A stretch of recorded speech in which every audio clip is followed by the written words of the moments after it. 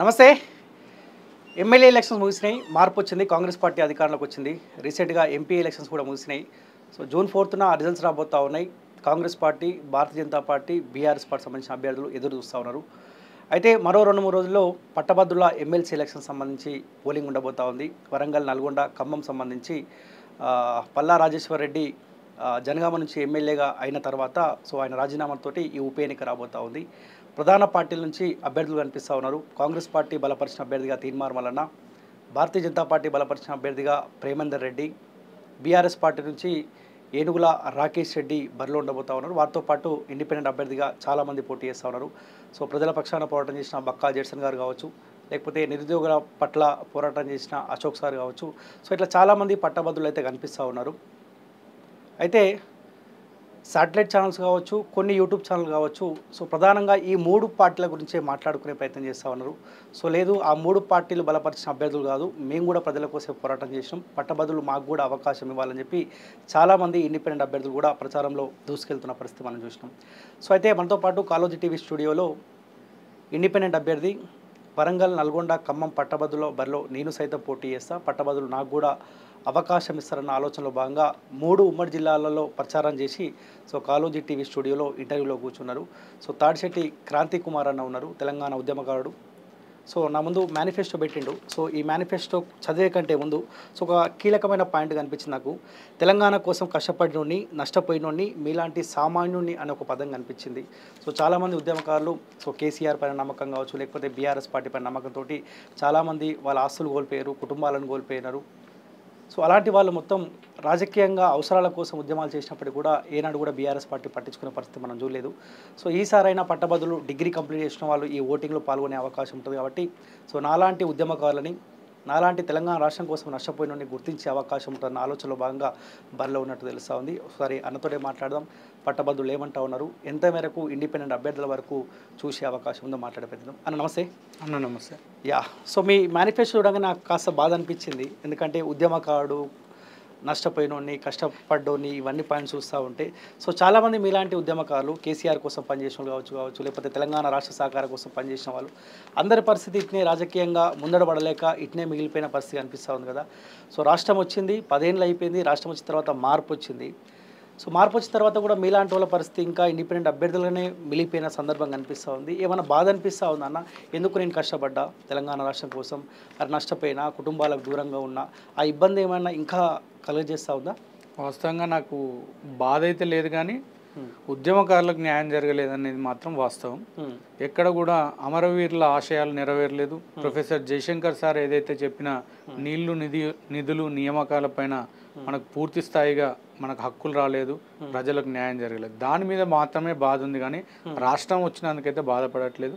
పరిపాలనలో ఉన్నంత వరకు ఒక్కొక్క పార్టీ ఒక్కొక్క విధానాలతో పరిపాలిస్తాయి. కొంత నియంతృత్వంతో వాళ్ళు పరిపాలించారు. మనం సెక్యులర్ భావాలు ఉన్నటువంటి పార్టీలకు మనం మద్దతు తెలపాలని కొంత ప్రజలు ఆ బీఆర్ఎస్ పార్టీని ఓడగొట్టి ఆ నియంత పాలనకు అంతం పొందించి కొత్త పాలన తీసుకొని రావడం జరిగింది. కానీ కొత్త పాలన వచ్చిన తర్వాత కూడా 100 ఏళ్ళు ముఖ్యంగా మేనిఫెస్టోలో పెట్టే ప్రతి అంశం మీద చర్చించిన తర్వాతనే, రాష్ట్ర బడ్జెట్ గురించి కానీ రాష్ట్రంలో జరిగే పరిణామాల గురించి అవగాహన ఉన్న తర్వాతనే వాళ్ళు మేనిఫెస్టో తయారు చేయాలి. కానీ వీళ్ళు పూర్తిగా ఆ మేనిఫెస్టోను కేవలం ఓటు బ్యాంకు రాజకీయాల కోసం మాత్రమే తయారు చేసినట్టు మనకు స్పష్టంగా కనబడుతుంది. డిసెంబర్ 9 నాడు వాళ్ళు అన్నీ అమలు చేస్తామని చెప్పి 6 మేనిఫెస్టోలో ఉన్నటువంటి 6 ప్రధాన మేము ఇంప్లిమెంట్ చేస్తామని చెప్పి ఈ రోజు వరకు వాళ్ళు ఇంప్లిమెంట్ చేయలేదు. వాళ్ళన్నీ దాటేసుకుంటూ వెళ్తున్నారు. ఒకవైపు ప్రభుత్వం, పాత ప్రభుత్వం చేసిన అప్పులు మనకు దారుణంగా ఉన్నాయి, మేము నడపలేకపోతున్నాం. అలాంటప్పుడు నీకు ముందే తెలుసు కదా ఈ హామీలు నెరవేర్చలేమని ప్రజలకు నిజంగా చెప్పి మీరు గెలిచి ఉంటే ఇంకా బాగుండేదని నా అభిప్రాయం. అంతే. మీ నేపథ్యం ఏంటంటే రాజకీయ నేపథ్యం బీఆర్ఎస్ పార్టీ అనుబంధ సంస్థగా పనిచేసిరా, అదే పార్టీలో ఉద్యమ సమయంలో పనిచేసిరా? లేదన్నా, తెలంగాణ కోసం అందరు పనిచేసినట్టే మేము జేఏసీలోనే పనిచేసాము. అప్పుడు మేము కొత్తూరు జేఏసీని ఏర్పాటు చేశాము. ఆ తర్వాత తెలంగాణ జేఏసీలో వరంగల్ ఆర్గనైజింగ్ సెక్రటరీగా పనిచేశాను. ఆ తర్వాత ఆనాడు ఉద్యమ నాయకులైనటువంటి కోదండరామ్ సార్ తోటి, కేసీఆర్ గారితో, ప్రొఫెసర్ జయశంకర్ సార్ తోటి కూడా మేము పనిచేయడం జరిగింది. వారితో పాటు ఎన్జిఓ సంఘాల నాయకులైన స్వామిగౌడ్ గారు, కారం రవీందర్ రెడ్డి గారు, సుబ్బారావు సారు, విఠలన్నతోటి, ఇంకా శ్రీనివాస్ గౌడ్ గారితో కూడా మేము కలిసి పనిచేసాం. భారీ ఎత్తున అంటే అసలు మా జేఏసీ తరపున మేము చేసిన పోరాటాలు 1-2 కాదండి, నిరంతరం రోడ్డు మీదనే ఉన్నాం. వరంగల్ జిల్లాలోనే అంటే మా నాన్నగారు చెప్తా ఉండేది, ఒక మనిషి ప్రభావితమయ్యేది ఒక బొమ్మను చూసో, పాటను చూసో, ఆటను చూసో, ఈ మూడుని చూసే మన ప్రభావితం అవుతారు. కాబట్టి మనకు ఆల్రెడీ పాటలు విపరీతంగా ఉండిపోయినాయి తెలంగాణలో. మన పాటలు పాడడానికి కరువే లేదు. కవులు కళాకారులు వందల మంది, వేలాది మంది ఉన్నారు. సో ఆ ఒకవైపు ఆ ఉద్యమం నడుస్తూనే ఉన్నాయి. అయితే మా నాన్న ఆర్టిస్ట్, తానే స్వయంగా ఇంటింటికి తెలంగాణ చిన్న విగ్రహాన్ని 7 ఫీట్ల విగ్రహాన్ని తయారు చేసి మొట్టమొదటి తెలంగాణ విగ్రహాన్ని వరంగల్లో మేమే ఆ రోజు ఏర్పాటు చేయడం జరిగింది. అది కూడా 31వ తారీఖు అక్టోబర్. ఎందుకంటే నవంబర్ 1 ఆంధ్రప్రదేశ్ అవతరణ దినోత్సవం, అది తెలంగాణ వాదులకు బ్లాక్ డే. కాబట్టి ఈ తెలంగాణ తల్లి బానిస సంఖ్యలు నేను ఒకరోజు ముందు తెంచాలని ఎన్ని ఆటంకాలు ఉన్నా కూడా మేము ఓపెన్ చేయడం జరిగింది. అట్లా మీ పోరాటం ఉద్యోగం మొత్తం వరంగల్ బేస్ మీదేనా? వరంగల్, హైదరాబాద్లో కూడా చాలా ఉద్యమాలలో పాల్గొన్నాము. జేఏసీలో ఓయూ జేఏసీ వాళ్ళతో కూడా తిరిగాము. ఇవన్నీ ఉన్నాయి. కాకపోతే మా నాన్నగారు ఇది టీఆర్ఎస్ బీఆర్ఎస్ పుట్టక ముందే 1990లోనే వరంగల్లో పబ్లిక్ గార్డెన్ టౌన్ హాల్లో కొంతమంది ముఖ్య నాయకులతోటి, ఆనాడు బసవరాజ్ సారే గారు మరియు దాస్యం ప్రణయ్ భాస్కర్ గారు అండ్ జంగ భద్రయ్య గారు అని ఉండేది. వారిని ముఖ్య అతిథులుగా పెట్టి ఆంధ్రవాడికి తెలంగాణ దుబాయ్గా మారుతుందని ఒక సభను ఏర్పాటు చేశాడు 1990లోనే. ఆనాడు అప్పటికి గట్టిగా కాంగ్రెస్ ఒకవైపు, రెండోది బలంగా టీడీపీ ఉన్నప్పుడు తెలంగాణ వాయిస్ వినిపించింది మా నాన్నగారు. కాకపోతే ఆయన ఆరోగ్య సమస్య వల్ల కొంత వెనుకబడ్డాడు, కానీ చాలా బలమైన వాయిస్. ఆ తర్వాత సారా వ్యతిరేక ఉద్యమాలు, సారా మానాలిరో దీనింట్లో పీనుగెల్లా, సారా పోవాలిరో దీని మీద మన్నుబోయా అంటూ చాలా ఉద్యమాల నేపథ్యం ఉన్న కుటుంబంలో పుట్టాం. మా ఇంట్లో కూడా చుట్టూ మొత్తం కూడా ఏదో ఒక మహానాయకుని ఫోటోలతో ఉండేది. వాళ్ళని చూస్తూ పెరిగాం. ఇప్పుడు జ్యోతిరావు పూలే గారిని బొమ్మల అందుబాటులో లేని సమయంలో మా నాన్న ఆర్టిస్ట్, ఆయన స్వయంగా వేసి వందల మందికి ఆ ఫోటోలను పంచి ఆయన చరిత్రను చెప్పారు. బలిచక్రవర్తి రాజ్యాన్ని స్థాపించాలి అనే ఒక నినాదాన్ని తీసుకొని వచ్చి ఆ పూలే గారి చరిత్రను 10 మందికి, సావిత్రిబాయి పూలే గారి చరిత్రను వందలాది మందికి తెలియజేసే ప్రయత్నం మా అమ్మగారు మా నాన్నగారు చేయడం జరిగింది. అట్లా ఉద్యమ నేపథ్యం కొనసాగిస్తూ 69 స్టూడెంట్స్ ఉద్యమంలో కూడా మా నాన్నగారు చాలా ఆటుపోట్లు ఎదుర్కొన్నారు. తర్వాత కమ్యూనిస్టు వైపు వెళ్ళి తర్వాత బహుజన సిద్ధాంతాల వైపు వచ్చి ఈ రోజు వరకు కూడా నిరంతరం పోరాటం చేస్తూనే ఉన్నారు. ప్రత్యక్షంగా పోటీ చేయడం ఇది మొదటిసారియా? అంటే లోకల్ ఎలక్షన్లో పోటీ చేశాము. అప్పుడు కూడా ఇండిపెండెంట్ అభ్యర్థిగానే పోటీ చేశాను. ఇప్పుడు కూడా ఇండిపెండెంట్ అభ్యర్థిగానే పోటీ చేస్తాను. ముఖ్యంగా ఎందుకు ఇండిపెండెంట్గా అని మీరు అడుగుతున్నారు కదా. వాస్తవంగా గవర్నర్ కోటాలో కానీ, ఉపాధ్యాయ కోటాలో కానీ, గ్రాడ్యుయేట్ కోటాలో కానీ, ఏ కోటాలో జరిగిన ఎలక్షన్స్ ఎమ్మెల్సీ ఈ రాజకీయ పార్టీల ఇన్వాల్వ్మెంట్ ఉండకూడదు, రాజకీయ పార్టీ నాయకులు ఉండకూడదు. ఎందుకంటే ఇది ఆల్టర్నేటివ్గా పెట్టబడిన పని, ఒక పెద్దల సభ కానీ ఇవన్నీ కూడా. మరొక విషయం ఏంటంటే నామినేటెడ్ పోస్టులు. అసలు రాజ్యాంగంలో ఇవి ఎందుకు కల్పించారు అంటే ప్రాతినిధ్యం ఇవ్వలేని కులాలకు, ప్రత్యక్ష రాజకీయాల్లో పోటీ చేయలేనంటి బలం లేనటువంటి కులాలకు, ఆర్థికంగా కులం పరంగా ఏ బలం లేనటువంటి కులాలకు ప్రాతినిధ్యం కల్పించేందుకే నామినేటెడ్ పోస్టులు ఇచ్చేది. ఈ ఎమ్మెల్సీలలో కూడా అలా ఆ కులాలలో ఉన్నటువంటి మేధావులను తీసుకొచ్చి వాళ్ళ వాయిస్ని అసెంబ్లీ కౌన్సిల్లో వినిపించడానికి ఏర్పాటు చేసినాయి. కానీ వాళ్ళ ప్రధాన పార్టీలు కులాల ఏదైతే డబ్బులు ఉన్న వాళ్ళనో, కులాలలో మంచి పేరున్న వాళ్ళని తీసుకొచ్చి పెట్టి మళ్ళీ ఈ రాజ్యాంగం మనకు కల్పించిన హక్కులను కాలరాస్తున్నాయి. సో వీటికి వ్యతిరేకంగానే నేను పోటీలో ఉన్నాను. ఇలా గెలిచి నేను ఏదో సాధించి ఏదో చేయాలి. ఈ 30 ఏళ్ళు కోల్పోయినాం, ఇంకా 20 ఏళ్ళు బతుకుంటాం కావచ్చు. దానికోసం మనం ఇవన్నీ చేయాల్సిన అవసరం లేదు, ఓ పదవిలో ఉండి అనుభవించాల్సిన అవసరం లేదు. కానీ మన వాళ్లకు న్యాయం జరగాలంటే మన వాయిస్ వినిపించాలి అనే ఒక ఉద్దేశంతో నేను ఈ బరిలో ఉన్నాను. కానీ నామినేషన్ వేసే ముందు ఆలోచించారే, ప్రధాన పార్టీ నుంచి బలమైన అభ్యర్థులు, ఆర్థికంగా బలంగా ఉన్న నాయకులు పోటీ చేస్తూ ఉన్నారు. అయితే పట్టభద్రులు అనేవాళ్ళు డబ్బులకు అమ్ముడు పోయే వాళ్ళు అయితే కాదు. ఎందుకంటే ఆలోచించి కొంత మేధావితత్వం ఉంటుంది, కొంత చర్చలు జరిగినాకనే ఓట్లు వేస్తారు. కాబట్టి వారు ఉన్న వ్యక్తులలో బెస్ట్ వ్యక్తులు ఎవరు అని ఆలోచించేస్తారు. మరొకటి ఏంటంటే ఇది ప్రయారిటీ ఓట్స్. ఈ పార్టీలతో సంబంధం లేదు. పార్టీ క్యాడర్ ఉన్న వ్యక్తులు అటు ఇటు ఓట్లు వేయచ్చు. కానీ ప్రతి 2వ నెంబరో 3వ నెంబరో 52 నెంబర్ వరకు, ఇప్పుడు 52 మంది పోటీలో 52 నెంబర్ వరకు మనం ప్రయారిటీ ఓట్లు వేసుకోగలం, వేసుకునే హక్కు ఉంది. సో అలాంటప్పుడు ప్రతి ఒక్కరికి ఇస్తే ఎవరి ప్రయారిటీ ఏందో అన్నో తెలుస్తుంది. ప్రజలకు కూడా దీని మీద అవగాహన లేదు, ఓటింగ్ మీద కూడా ప్రజలకు అవగాహన లేదు. ముఖ్యంగా గ్రాడ్యుయేట్స్ కూడా కొంతవరకు తెలియదు. ఈ తెలియని వాళ్ళకి చెప్పాల్సింది ఏంటంటే ఇలా 52 మంది ఉంటే 52 మందికి మీరు ఓటేసే హక్కు ఉంది. ఒక వ్యక్తి 52 మందికి వేసేయచ్చు. కానీ సీరియల్ నెంబర్ మిస్ కాకుండా 1 2 3 4 5 ఎక్కడెక్కడ ఉన్నారో వాళ్ళకి వేసుకుంటూ పోవాలి. దీని ప్రయారిటీ అనేది అందుకు పెట్టారు ఎమ్మెల్సీ. కానీ జనాలకు తెలియక ఇది ఒకటి ఓటు వేస్తారు, 2 ఓటు వేసి వదిలేస్తున్నారు. కానీ ఇప్పుడు మీరు పట్టభద్రులు అమ్ముడు ఊరు అని ఒక మాట మీరు అన్నారు. 2021లో కూడా ఇదే పట్టభద్రుల ఎలక్షన్లో పల్లా రాజేశ్వరరెడ్డికి ఓటేసి గెలిపించారు. సరే, సెకండ్ ప్రయారిటీయా ఫస్ట్ ప్రయారిటీ విషయం పక్క పెడితే ఆనాడు బీఆర్ఎస్ పార్టీ పైన విపరీతమైన వ్యతిరేకత ఉన్నది. నిరుద్యోగులు ఇబ్బంది పడుతూ ఉన్నారు, రైతులు ఇబ్బంది పడుతూ ఉన్నారు, తెలంగాణ సబ్బండ వర్గాలు మొత్తం ఇబ్బంది పడుతూ ఉంటే ఆనాడు పట్టభద్రులు బీఆర్ఎస్ పార్టీ బలపరిచిన అభ్యర్థికి పల్లా రాజేశ్వరరెడ్డికి ఓటేసారు. అయితే వాస్తవంగా దీని వెనకాల ఏంటంటే మీరు అన్నట్టు డబ్బు ప్రలోభాలకు లొంగి ఉండొచ్చు కొంతమంది. కానీ అక్కడ అనురాగ్ యూనివర్సిటీ నుండి చాలా డూప్లికేట్ సర్టిఫికేట్లు పెట్టి ఓట్ల శాతం పెంచేందుకు వాళ్ళు ప్రయత్నాలు చేసిందని ఒక ఆరోపణ ఉన్నది. మేబీ దానివల్ల గెలిచి ఉండొచ్చు. కానీ ప్రజలైతే మీరు మెజార్టీగా చూడండి, పల్లా రాజేశ్వరరెడ్డి గారికి 27% ఓటింగ్ మాత్రమే జరిగింది ఓట్ల శాతం. మిగిలిన వాళ్ళకి 73%. అంటే ప్రజలు నెగ్గింది కానీ పల్లా రాజేశ్వరరెడ్డి నెగ్గలే. ప్రజల పంతం నెగ్గింది. అందులో అందరు ఉద్యమకారులు ఉండడం వల్ల ఓట్లు చీలినాయి తప్ప, లేకపోతే మన ఉద్యమకారుల ఐక్యవేదిక తరపున ఒక్కరు నిల్చుంటే అసలు పల్లా రాజేశ్వరరెడ్డికి డిపాజిట్ కూడా దక్కేది కాదు. కాబట్టి మేధావులు ఎప్పుడు ఆలోచించే ఓటేస్తారు. తాత్కాలిక ప్రలోభాలకు ఎవరు కూడా ఈ లొంగే పరిస్థితి లేదు. ఎందుకంటే తెలంగాణ మొత్తం కూడా ఇప్పుడు చైతన్యవంతమైంది. మనం చూసిన నియంత్రణ పాలనగా అంతమందించాను, అంత చైతన్యం వచ్చింది జనాల్లో. ఇప్పుడు పట్టభద్రులు ఖచ్చితంగా ఆలోచించే ఓటేస్తారని నేను అనుకుంటున్నాను. అన్ని మీడియా ఛానళ్ళలో నేను ఇంట్రోలో చెప్పినట్టు ప్రధాన పార్టీలు బలపరిచిన అభ్యర్థులని కాస్త ఫోకస్ చేస్తూ చూపించే ప్రయత్నం చేస్తూ ఉన్నాయి. అదే ఇండిపెండెంట్ అభ్యర్థుల ప్రస్తావన ఇక్కడ కూడా రావట్లేదు. ఇక్కడ ఏమైనా ఇబ్బంది పడుతురా కవరేజ్ విషయం? 100% జర్నలిస్టులు కూడా ఆలోచించాల్సిన అవసరం ఉన్నది. ఎందుకంటే ఒకప్పుడు జర్నలిజం కోసం ఎక్కడైతే న్యాయ పోరాటం జరుగుతుందో అక్కడికి సైకిళ్ళ మీద పోయి అక్కడ జరుగుతున్న విషయాలను రాసుకొని వచ్చి దాన్ని ప్రచారం చేసేవారు. ఇలా జర్నలిస్టులు అంత రిస్క్ తీసుకోవట్లేదని నాకు అనిపించింది. ఎందుకంటే ప్రధాన పార్టీ ముగ్గురే కనిపిస్తున్నారు. ఏ ప్రోమో చూసినా, ఏ టీవీలో చూసినా వాళ్ళ ముగ్గురు ఫోటోలే. వాళ్ళను మీరే ప్రమోట్ చేస్తున్నారు, పైసలు లేకుండా వాళ్ళని ప్రమోట్ చేస్తున్నట్టే. దానివల్ల జనాలలో వీళ్ళు ముగ్గురిని రికగ్నైజ్ చేస్తున్నారు. మరి మిగిలిన నిజంగా పోరాటాలు చేసిన వాళ్ళ దగ్గర డబ్బులు లేవండి.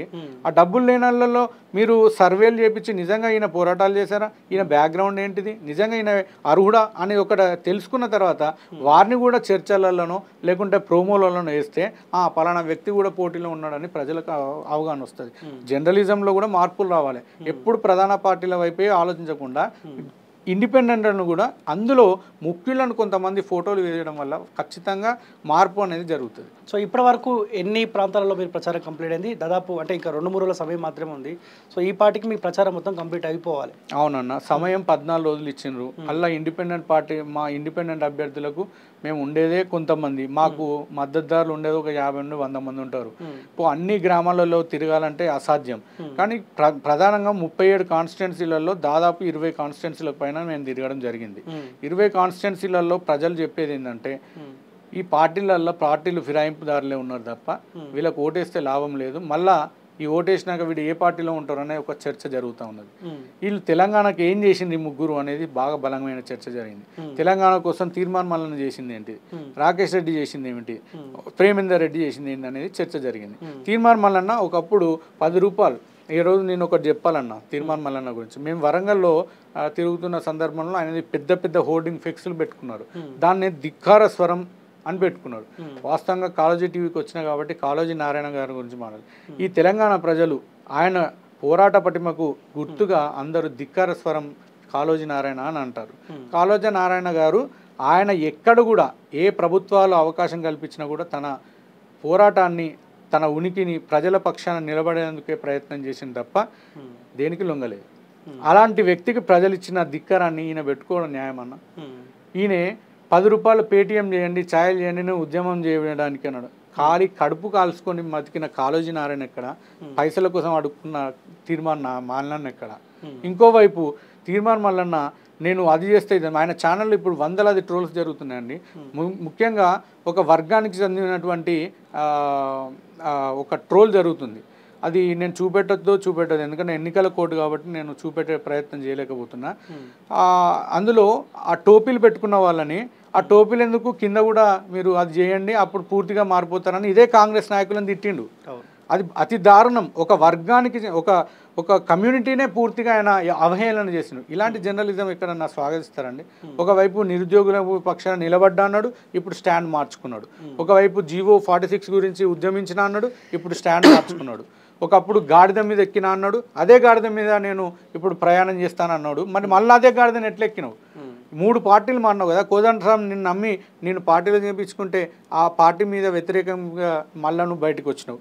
నీ అవసరాల కోసం బీజేపీ పార్టీ పోయినావు. ఏదైతే సిద్ధాంతాలు అనుకున్నావో ఆ సిద్ధాంతాలు ఉన్నోడు ఎవరు కూడా బీజేపీ వైపు వెళ్ళాడు. సిద్ధాంతాలు లేనోడు తన కోసం అవకాశవాద రాజకీయాలు చేసుకున్నాడు మాత్రమే బీజేపీ వైపు అడుగు వేస్తాడు. ఈయన బీజేపీలో కూడా పోయిండు. ఆ తర్వాత మళ్ళీ కాంగ్రెస్లోకి వచ్చాను. కాంగ్రెస్లోకి వచ్చినప్పుడు చక్కగా ఉన్నాడా? రేవంత్ రెడ్డిని తిట్టిండు, కోమటిరెడ్డి వెంకటరెడ్డిని తిట్టిండు, ఎన్ని అండి బండ బూతులు తిట్టిండు. వీళ్ళను రోడ్ల మీద తన్నుకోవాలి, బామర్దులు షెట్లు ఇంపుకొని గుంజుకొని తిట్టుకొని అసలు బూతులు. ఒక న్యూస్ ఛానల్లో మాట్లాడే మాటలండి. ఈ రాష్ట్ర ముఖ్యమంత్రులు బూతులే మాట్లాడుతున్నారు, మంత్రులు బూతులు మాట్లాడుతున్నారు. ఒక గౌరవపదమైన మంత్రివర్గంలో ఉన్న వ్యక్తులను అంగూటి అని పిలుస్తారండి. ఆయన ఏ కులమైనా కావచ్చు, ఏమంటాం ఒక గౌరవం. రాజ్యాంగం ఆ వ్యక్తికి గౌరవాన్ని ఇచ్చినప్పుడు మనం ఆ గౌరవాన్ని చూపెట్టాలి. మంత్రి అయినా ముఖ్యమంత్రి అయినా ఆ గౌరవం లేని వ్యక్తులకు రేపు పెద్దల సభకు పంపిస్తే ఏం లాభం చేస్తారండి? కానీ ఈ మధ్య కాలంలో తీన్మార్ మల్లన్న పైన వ్యతిరేకత కనిపిస్తున్న మాట వాస్తవమే. సరే, ఆయన తీసుకునే నిర్ణయాలా లేకపోతే ఆయన చట్టసభల్లో ఉండాలన్న లక్ష్యంలో భాగంగా ఆయన నిర్ణయాలు తీసుకుంటూ అనుకుంటే, కానీ ఒకానొక దశలో కేసీఆర్ని ప్రశ్నించాలంటే తెలంగాణ రాష్ట్రపతులకు అరే అండగా ఎవరు ఉంటారు అంటే ఆనాడు తీన్మార్ మల్లన్న ఆప్షన్ అయిన పరిస్థితి కనిపిస్తుంది కదా. అవన్నీ కూడా పట్టభద్రులు మర్చిపోరు కదా. మీరు ఎట్లా అనుకుంటారు? ఒక న్యూస్ ఛానల్లో మాట్లాడినంత మాత్రాన, జర్నలిస్ట్ పక్షాన్ని నిలబడినంత మాత్రాన పోరాటం మొత్తం చేయలేదు. కానీ తెలంగాణ ఉద్యమము, ఈ తెలంగాణ గడ్డ మీద జరిగిన ఉద్యమ నేపథ్యాలు ఒక టీవీలో నుండి ఉద్యమాలు పుట్టించింది, కానీ ప్రజల్లో నుండి చైతన్యం తీసుకొచ్చింది. ఆయన టీం ఎన్ని ఉన్నాయండి? తిప్పి కొడితే 3000 మందిగా ఉండరు కావచ్చు ఆయన టీం. ఆనాడు తెలంగాణ రాష్ట్ర గొంతుకనే వినిపించింది తప్ప ఆయన మొత్తాన్ని సమస్యను మార్పు తీసుకురావడానికి ప్రయత్నం చేయలేదు కదా. కానీ చూపించే ప్రయత్నం కూడా ఆనాడు ఏ మీడియా కూడా చేయలేదు కదా అంటా ఉన్నా. సరే, ఆయన చేసిన దాన్ని ధైర్యంగా చేసిండు, చేయలేదు అనట్లేదు. కానీ దాని వెనకాల మతలబు వేరే ఉన్నాయి కదా. ఆయన వెనకాల ఆ రోజు బీజేపీ పార్టీ నాయకులు ఉండడం వల్ల ఆ ధైర్యంతో చేసిండు. ఇప్పుడు సరే, ఆయన అధికారంలోనే ఉన్నారు కదా వాళ్ళ పార్టీ తరఫున, ఆయన స్టాండ్ ప్రకటించమనండి. అండ్ నిజంగా ఆయన స్టాండ్ జీవో నెంబర్ 46 మీద ప్రకటించమనండి. స్థానికేతర సమస్యలు వస్తున్నాయి, ఆ స్థానికేతర జీవో నెంబర్ 124 మీద ప్రకటించమనండి. జీవో 370 మీద కాంట్రాక్ట్ ఉద్యోగులు అనుభవిస్తున్న బాధల మీద, యూనివర్సిటీలో ఫండ్ లేదు, యూనివర్సిటీలో ఫండ్ లేకుండా వైస్ ఛాన్సలర్లు దుర్మార్గంగా చేస్తున్నట్టు తీరు మీద, అక్కడ నిరుద్యోగులు చేస్తున్నట్టు విద్యార్థులు చేస్తున్న ఉద్యమాల మీద ఇప్పుడు మాట్లాడమనండి. ఆయన స్టాండ్ ప్రకటించి ఆ తర్వాత అడగమనండి. ఆయన అంగులాగు సిద్ధాంతం తీసుకొచ్చిండు, దాని వివరణ ఇవ్వలేదు. ఆయన 7200 అని ఒక సిద్ధాంతం తీసుకొచ్చిండు, ఇప్పటి వరకు ఏం వివరణ. అంటే ఒక సమస్యను లేవనెత్తినాక నువ్వు అది గెలుపో ఓటమో ప్రజలకు వివరించి తర్వాతనే కదా మళ్ళీ నువ్వు ఇంకో ఎజెండాని ఎత్తుకోవాలి. ఈయన ఆయన అవకాశాల కోసం ప్రతి ఒక్క ఎజెండాని ఎత్తుకుంటున్నాడు. అవకాశం తీరినాక వీళ్ళు మన ఇప్పుడు జనాలను రెచ్చగొట్టినట్టే కదండి. ఇప్పుడు ఆయనను చూసి ఎంతోమంది ఇన్స్పైర్ అయ్యి బయటికి రావచ్చు. ఇవాళ ఆయన ఒక కాంగ్రెస్ వైపు మళ్ళినాక ఈ సిద్ధాంతాలు నచ్చిన వాళ్ళ పరిస్థితి ఏంది? రోడ్డు పాలు అవుతున్నారు. ఈ రెచ్చగొట్టే వ్యాఖ్యలు బంద్ చేయాలి ఫస్ట్. కానీ ఉమ్మడి 3 జిల్లాలో ఎక్కడైతే పట్టభద్రుల పోలింగ్ జరగబోతా ఉందో మొత్తం కాంగ్రెస్ పార్టీ సంబంధించిన ఎమ్మెల్యేలే ఉన్నారు, మెజార్టీ వాళ్ళే ఉన్నారు. న్యాయంగా ఆలోచిస్తే మల్లన్నను వాళ్ళే ఓడగొడతారండి కాంగ్రెస్ పార్టీ. నేను ఓపెన్గా చెప్తున్నా, మల్లన్నను ఓడగొట్టేది ప్రజలు విద్యావంతులు కాదు, మల్లన్నను కాంగ్రెస్ పార్టీ నాయకులే ఓడగొడతారు. ఎందుకంటే ఈయన మీద వ్యతిరేకత ఒకప్పుడు లక్షల వ్యూస్ ఉన్న ఛానల్ ఇవాళ 200-300 పడిపోయింది. జనాలలో కామెంట్స్ విపరీతంగా ట్రోల్స్ చేస్తున్నారు. మీరు చూస్తే వాళ్ళ కామెంట్స్ కూడా బంద్ చేసుకున్నారు, వాళ్ళ లైవ్కి కామెంట్స్ కూడా బంద్ చేసుకున్నారు. పేపర్కి ఆదరణ తగ్గిపోయింది. మల్లన్న అనేటోడు ఒకప్పుడు ఏ స్థాయికి ఎదిగిండో ఆ స్థాయి కంటే దిగువన పతనం అయిపోయాడు. ఇప్పుడు ప్రజలు నమ్మే పరిస్థితి లేదు. ఏదో తప్పని పరిస్థితిలో కాంగ్రెస్ ఆయనకు అవకాశం ఇచ్చింది తప్ప ప్రజల్లో నాయకుల్లో ఆయన మీద ఎలాంటి నమ్మకం లేదు. బీఆర్ఎస్ పార్టీ నుంచి ఏనుగుల రాకేష్ రెడ్డి పోటీ చేస్తా ఉండు. ఆయన అంటా ఉన్నాడు, నాకు వచ్చే వేతనం నన్ను గెలిపిస్తే ఆ వేతనం నిరుద్యోగుల కోసం ఉద్యోగస్తుల కోసం ఖర్చు పెడతాను. ఆయన అంటా ఉండు, గుజ్జుల ప్రేమేందర్ రెడ్డి 1,00,000 ఉద్యోగాలు తీసుకొని వస్తానని గెలిపిస్తా అంటా ఉన్నాడు. అయితే నేను గత 10 సంవత్సరాలు మరి బీఆర్ఎస్ పార్టీ అధికారంలో ఉన్నది, ఎన్ని లక్షల ఉద్యోగాలు ఇచ్చిందో ఫస్ట్ బీఆర్ఎస్ పార్టీ తరఫున రాకేష్ రెడ్డి ప్రజలకు సమాధానం చెప్పాలి. రెండోది, ఇది కిషన్ రెడ్డి గారు ఒక్క నిమిషం అవకాశం ఇస్తే ఇదే ఫామ్ హౌస్ని రావణ కాష్ట చేసి కాళ్ళబెట్టి వస్తాను. మరి అదే పార్టీకి ఎందుకు పోయినావు? దానికి సమాధానం చెప్పాలి.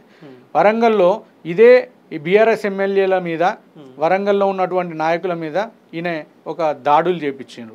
ప్రత్యక్షంగా ఆయన కూడా అందులో ఇన్వాల్వ్ అయ్యిండు. మరి అదే పార్టీలో పోయి ఎందుకు కండువా కప్పుకున్నావు? సమాధానం చెప్పాలి. ఆనాడు భూ కబ్జాదారులు అని చెప్పి వాళ్ళ మీద పోరాటం చేసే ప్రయత్నం చేసినావు, అన్ని అబద్ధాలే. ఇప్పుడు మరి అదే భూ కబ్జాదారులతో చేయందుకు గడిపినావు.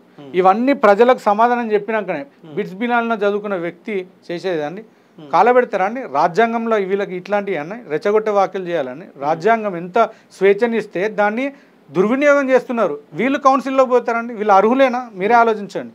ఒక పెద్దల సభలో గౌరవంగా సమస్యల మీద మాట్లాడాలి, ప్రజల పక్షాన్ని నిలబడాల్సిన వ్యక్తులు ఈ రెచ్చగొట్టే వ్యాఖ్యలు మాట్లాడే వాళ్ళు వస్తే ఏం సమస్య పెరుగుతుంది. కానీ ప్రధానంగా ఏమంటా ఉండంటే, ప్రతిపక్ష పార్టీ సంబంధించిన అభ్యర్థిని గెలిపిస్తే నేను ప్రశ్నించగలుగుతా, అధికార పార్టీ నిలదీయగలుగుతా, మాట్లాడగలుగుతా, నిరుద్యోగుల పట్ల ఉద్యోగుల పట్ల నా గల్లమెత్తా అని రాకేష్ రెడ్డి అంటా ఉంది. అన్న తెలంగాణలో నిరుద్యోగుల పక్షాన, ప్రజల పక్షాన మాట్లాడని వాళ్ళు అంటూ ఎవరు లేరు.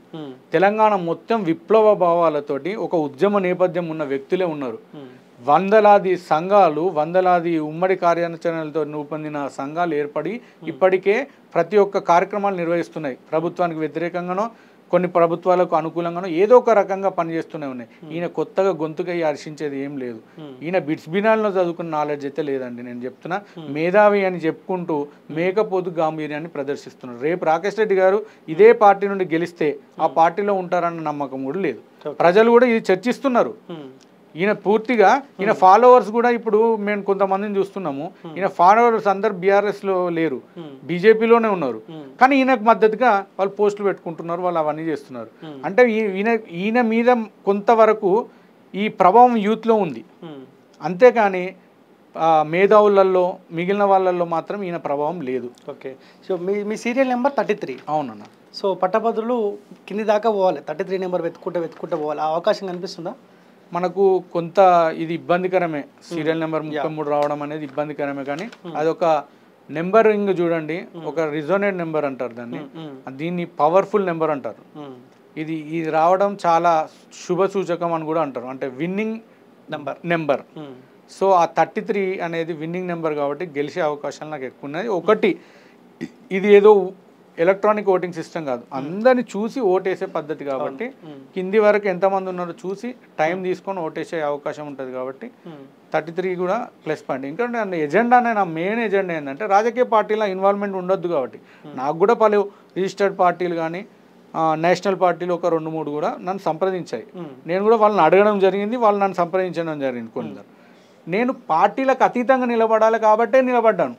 ఏదో ఒక రిజిస్టర్ పార్టీ తరపున నిలుస్తుంటే నాకు 4వ నెంబరో 5వ నెంబరో వచ్చి ఉండు. కానీ నేను అదొద్దు, ఈ సిద్ధాంతాన్ని మన వాయిస్ వినిపించాలి, ఈ సిద్ధాంతాన్ని జనాల్లోకి తీసుకుపోవాలని నేను చెప్పాను. మీరు ప్రేమేందర్ రెడ్డి గారి గురించి అడిగారు. 2 లక్షల ఉద్యోగాలు తీసుకొస్తాను. 10 సంవత్సరాలుగా బీజేపీ 2 కోట్ల ఉద్యోగాలు ఇస్తాయని చెప్పి ఇప్పటి వరకు మన తెలంగాణకి ఎన్ని ఉద్యోగాలు ఇచ్చింది? అది ప్రేమేందర్ రెడ్డి గారు ముందు ప్రకటన చేయాలి. వాళ్ళు ఒక శ్వేతపత్రం ఇస్తారా, లేకుంటే లెక్కలతో చూపెడతారా చెప్పాలి. రెండోది, ఎన్ని కోట్ల రూపాయలు తెలంగాణ అభివృద్ధికి వాళ్ళు కేటాయించారు. కేంద్రం మొత్తం, ఒక దేశంలో అధికారం కేంద్రం ఉన్న కేంద్రము రాజ్యాంగబద్ధంగా రాష్ట్రాలకు ఇవ్వాల్సిన హక్కులను, వాటాలను ఇవ్వాలి. కానీ ఇక్కడ కట్టేటువంటి పన్నులను తీసుకుపోయి వాళ్ళు గుజరాత్లోనో ఇంకెక్కడనో ఉత్తరప్రదేశ్లోనో వాళ్ళు అభివృద్ధి చేస్తున్నారు, మనల్ని నిర్లక్ష్యం చేస్తున్నారు. అప్పుడు కేంద్రము మన మీద వివక్ష చూపెట్టినట్టు కదా. ఈ వివక్ష చూపించే పార్టీలో ఉన్నటువంటి ప్రేమేందర్ రెడ్డి గారు ఓటు అడిగే హక్కు ఉందా అండి? 10 ఏళ్ళు ఆయన ఆ పార్టీలో ఏదో ఒక పదవిలో అనుభవిస్తున్నారు కదా. మరి ప్రజల పక్షాన్ని ఎందుకు మాట్లాడలేదు, ఎందుకు పోరాడలేదు? సొంత పార్టీలో మీరు ఎందుకు వ్యతిరేకించలేదు విధానాల మీద? మనకు రావాల్సిన రైల్వే కోచ్ ఫ్యాక్టరీ కాజుపేటకి ఎందుకు రాలేకపోయింది? వాళ్ళు కావాలని ఇక్కడ వచ్చేదే కదా, వాళ్ళు తీసుకుపోయి గుజరాత్లో పెట్టుకున్నారు. ఇవన్నీ కూడా ఎందుకు ప్రశ్నించలేదు? కిషన్ రెడ్డి గారు మాట్లాడారు, వాళ్ళ అధ్యక్షులు మాట్లాడారు. ఏమైనా వాళ్ళు ఒక స్టాండ్ ఉంది, ఆ స్టాండ్ మీద తప్ప ప్రజా సమస్యల మీద కానీ రాజ్యాంగబద్ధమైన అవకాశాల మీద మాట్లాడరు. అలాంటి పార్టీకి మనం ఓటేయాల్సిన అవసరం లేదని నేను అనుకుంటున్నాను. ఓకే, సో సార్ వాళ్ళ లైన్ వాళ్ళకు ఉంది, మీ లైన్ ఏంది ఇండిపెండెంట్ అభ్యర్థిగా?